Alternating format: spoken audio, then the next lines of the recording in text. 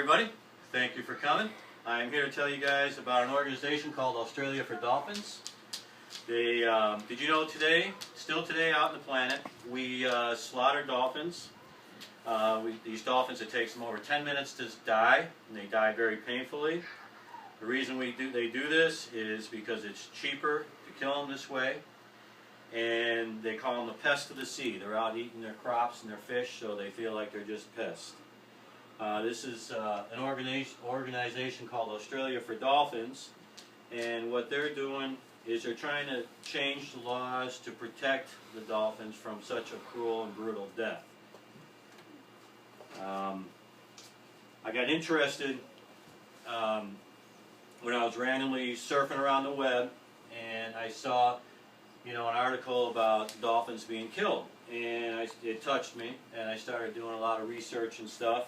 Found a lot of interesting things about it. It's happening in Taiji, Japan, and this is called the Killing Cove. Is now the nickname they use for the area. Basically, this area is a tourist town.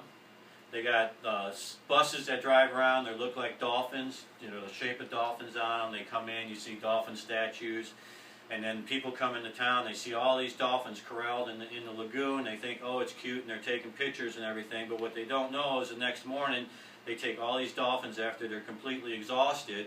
They herd them over into another lagoon, and they slaughter them. They keep the ones that they want for amusement parks and dolphin play parks and stuff like that. If you look online, dolphins are more than just a fish. They're not. They are a breathing mammal. You'll find hundreds of stories online about how people have encountered wild dolphins while surfing or just out fishing or whatever, and how they touch their lives, how special these animals are. This particular story here you'll see online. These divers were out filming manta rays at nighttime. Now this is the middle of the night, and they got their floodlights on and everything, and this dolphin comes swimming into the lights. Well, you got these random divers down there, and this dolphin just starts swimming up to them and looking at them and swimming real close to them, and they notice there's a fishing line tangled in its fin and a hook. Now this is a wild dolphin, and this dolphin trusted this diver enough to come up and ask for help. It just comes up, swims up to this diver, and this diver sees the fishing line, sees the dolphin's in distress, and this dolphin just comes up, and the guy just starts cutting it off. That's amazing. Dolphins are smart, intelligent mammals. They breathe air like us, they have babies like us, they live in pods, they take care of their families. The babies stay with the dolphins, they grow up together. I know captivity, is not the best environment for dolphins, but we have learned a lot from them. Dolphins will recognize themselves in the mirror. They'll mimic each other. They'll mimic people. They're very creative. Their creativity will amaze you. They're very self-aware. This one here, we'll go to the next. This dog fell off into the water. Now this dog was out in the water. They thought the dog was lost and drowned. They found this dog 4 to 6 hours later on the back of a dolphin. There's no way this dog would have survived in the ocean on its own. And this dolphin just saved the dog's life, just randomly. I'll tell you another story about a dolphin that's in captivity. It's in a park, and the dolphin's name's Kelly. And Kelly was taught to pick up trash that floats into the pool.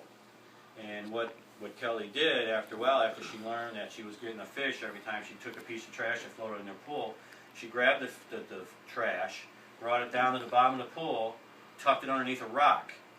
And then every time she saw a trainer come by, she went down and ripped off a little piece of the paper, bring the little piece up, go back down, get another piece, go back up, and ended up with 6 fish or so out of one piece of trash. Now that's the type of animal that we're talking about here. They're very smart, very creative, very cool animals.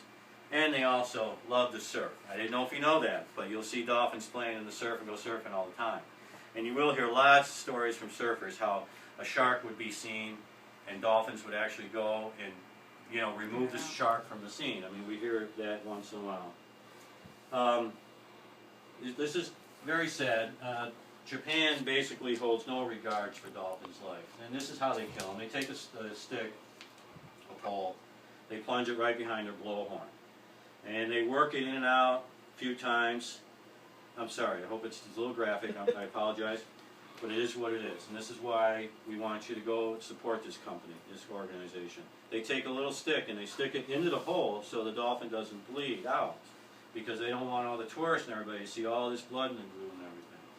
So this is what makes the dolphin, you know, takes it 10 minutes to die. This is what really causes its long, painful death. Now, if they left the plug out and let it just bleed out, you know, it would probably just take a few minutes for this dolphin to die. Now, we all know we eat fish, you know, and this is all kind of, we eat cows and we eat meat.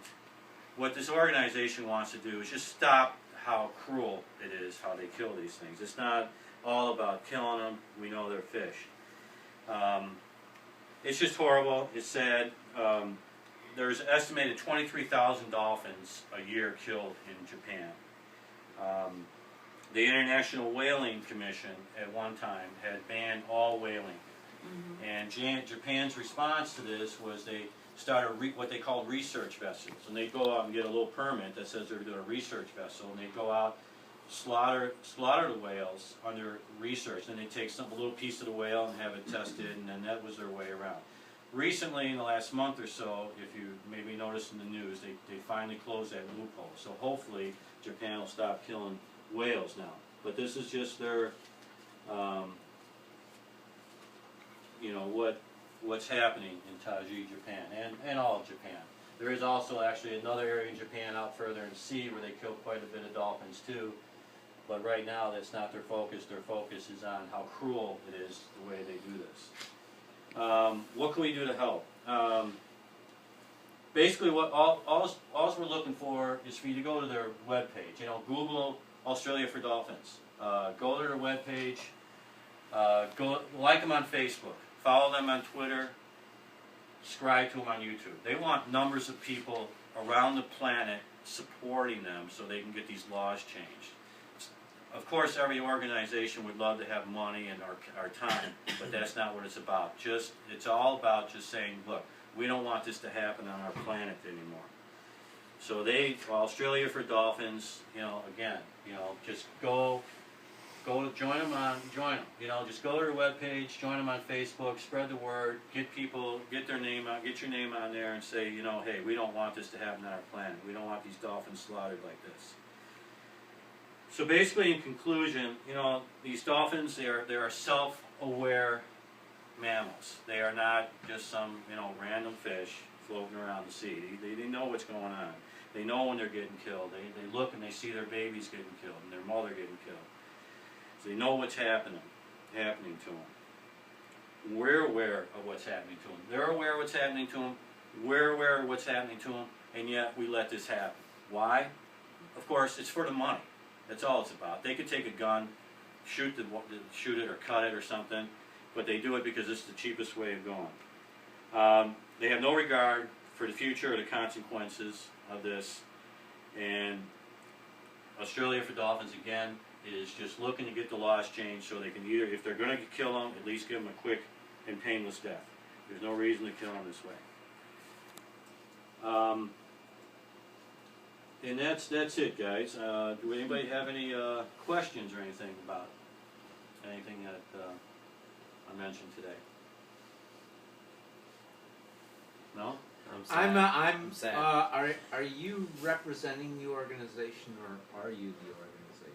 I am representing the organization, okay. Just as I joined them on Facebook, and you know, I've never met them, I don't know them, I just ran across this website and I believe in their cause. So Okay. that's all. It's as far as my connection goes to them. Yes, that's it. Anybody else? Any other questions? No, we're good. All right, guys. Thank you for coming, and please go to Facebook and join the cause. Thank you.